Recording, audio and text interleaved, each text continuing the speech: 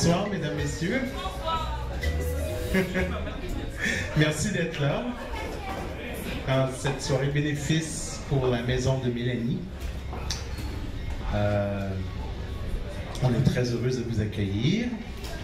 Nous, on est Véros Média. C'est un nouveau média citoyen qui a été fondé par Véros Blanche et auquel je me suis jointe avec beaucoup d'enthousiasme. Véros Média est un média qui fonctionne sans aucune subvention, qui n'est rattaché à aucun organisme. Et ce qu'on veut, c'est donner une voix à ceux qu'on n'entend jamais nulle part. On veut permettre à différents points de vue de s'exprimer sur des sujets sensibles et tintinabulants. Et bon, nous avons décidé d'appuyer la maison de Mélanie parce que nous croyons en son travail, parce que c'est une personne généreuse, sensible et ouverte d'esprit. Et ce sont des qualités qui nous touchent et qui nous rejoignent. Alors, sans plus tarder, je vous présente la fondatrice de Véros Média, Véros Blanche. Merci.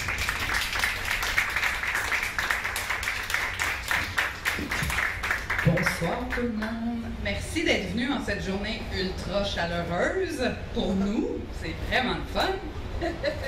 On est vraiment heureuse d'avoir finalement décidé de travailler avec Mélanie. En fait, on la rencontre ce soir, honnêtement. On ne l'avait jamais vue de notre vie, mais on a toujours cru en elle pour les... Excusez. Bon, il va pas mieux comme ça, c'est directement dans le bon sens.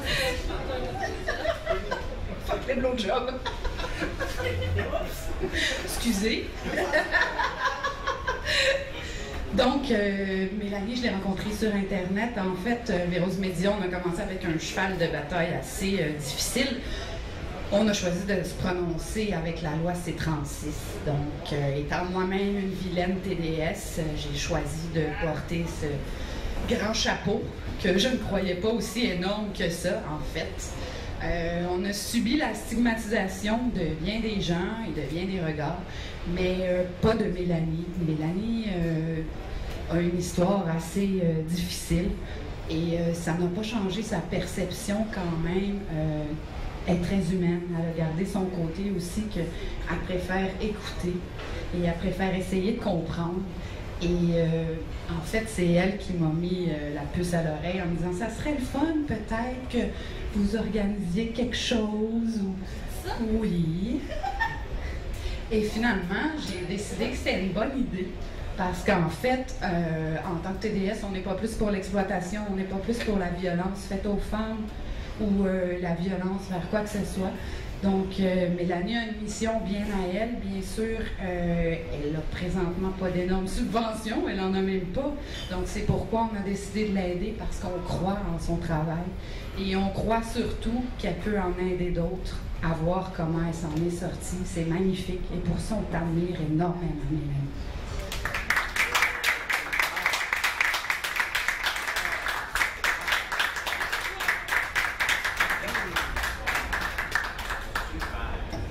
Je suis super gênée. Mais merci beaucoup à vous tous qui avez pris le temps de vous déplacer ici ce soir. Merci à Véros Média et son équipe. Je suis vraiment, mais vraiment touchée. Pour moi, c'était super important de... Oui, je peux avoir l'appui des organismes qui sont abolitionnistes quand on travaille à aider les victimes, mais que des travailleurs du sexe se lèvent et disent que... excusez, qu'ils ne sont pas d'accord avec la victimisation de la femme, ben, je trouve ça merveilleux. Puis, je veux dire, on n'a pas vraiment... Ben, en tout cas, selon mon point de vue à moi, on ne peut pas avoir une opinion sur ce qu'une femme fait, si elle est une victime ou elle ne l'est pas. Ça part d'elle-même. Si elle se sent bien là-dedans, c'est son choix à elle. Puis, elle doit être respectée dans ce qu'elle est. Donc, ça, c'est mon point de vue. Mais je vais vous parler un peu plus de la maison de Mélanie, puis un peu plus de l'exploitation sexuelle, la définition. Les Nations Unies définissent la traite de personnes comme suit.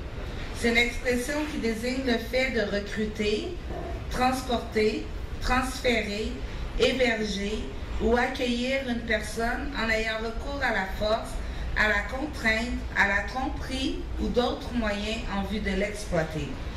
L'esclavage est traditionnellement conçu dans le contexte historique comme impliquant une séquestration physique. En vertu du droit international, l'esclavage est défini comme étant l'état ou condition d'un individu sur laquelle s'exercent les attributs du droit de propriété ou certains d'entre eux. En termes plus simples, il y a esclavage lorsque des personnes sont vendues, échangées, utilisées, violentées ou cédées. J'aurais pu écrire et réécrire un texte pour vous présenter ce que c'est l'esclavage sexuel ou comment ça peut nous affecter, ou comment ça affecte les victimes, mais dans le fond, je crois qu'il n'y a pas de meilleurs mots que ceux d'une survivante pour dire comment on se sent après avoir vécu ça. J'aimerais vous dire qu'il y a un coin dans le monde qui protégerait vos enfants, vos sœurs, vos femmes, votre famille, vos cousines, vos cousins, pour pas que ça leur arrive, mais ça n'existe pas non plus. Ça touche toutes les couches de la société. Au Canada, l'idée est fortement répandue et très problématique. Suggère que les jeunes femmes et les filles qui s'adonnent à la prostitution sont responsables de leur exploitation, du fait qu'elles ne sont pas considérées comme étant sous le contrôle et le pouvoir d'un exploiteur. Elles ne sont également vues comme étant des victimes, donc on n'a pas le sentiment qu'on doit leur venir en aide. Puis ça, c'est vraiment une réalité qui est affreuse. On compte 350 salons de massage érotiques au Québec qui émettent même des reçus d'assurance, 35 clubs de danseuses présents sur l'île de Montréal. Le Québec est reconnu à travers le monde pour le tourisme sexuel. Accessibilité, faible coût et peu de chances de se faire prendre sont des éléments qui favorisent ce marché, selon l'escouade des mœurs de la police de Montréal.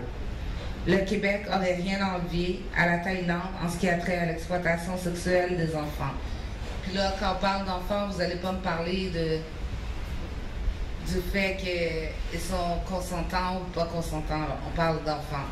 Des histoires où des enfants de 11 ans se font attacher après des lits, puis qu'il y a des hommes qui passent dessus. Ben, je m'excuse, le problème, c'est que l'enfant est attaché ou qu'il y a des hommes qui sont prêts à payer pour avoir les services d'un enfant attaché sur un lit.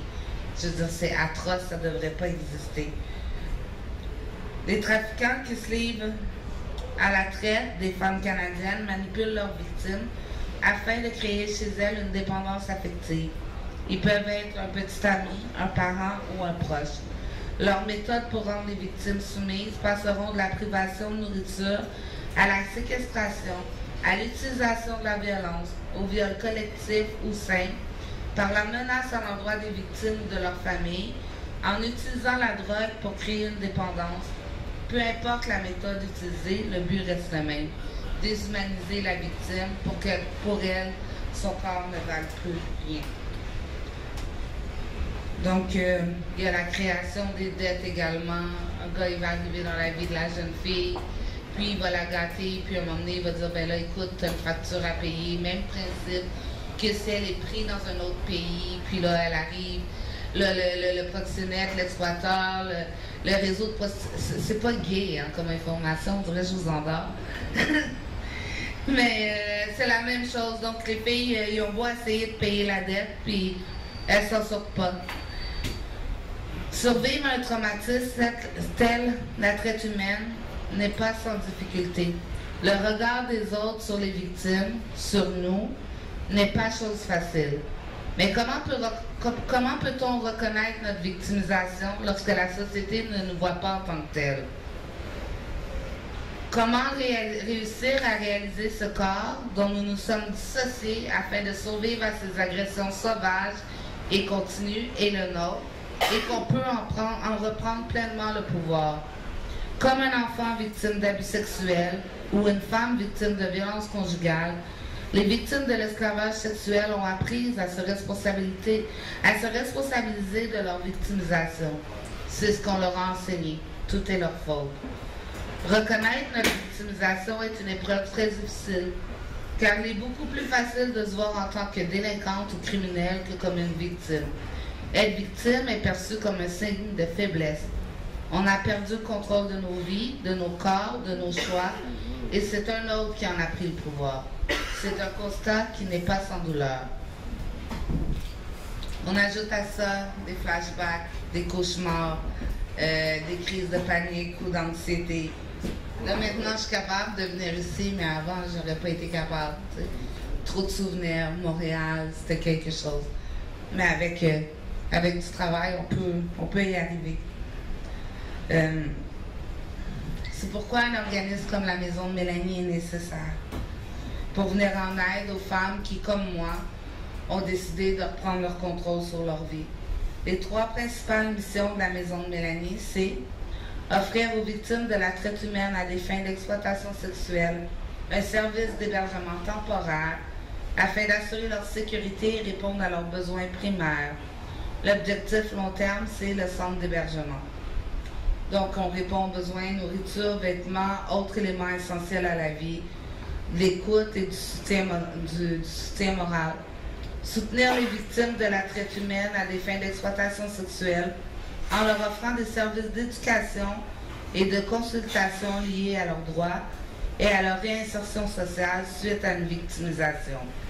Et le dernier point, éduquer et conscientiser la population sur la problématique de la traite humaine à des fins d'exploitation sexuelle et sur son impact sur les victimes par le biais d'ateliers, de formations, de conférences ou de toute autre présentation publique. Profitez bien de la soirée, je vous remercie.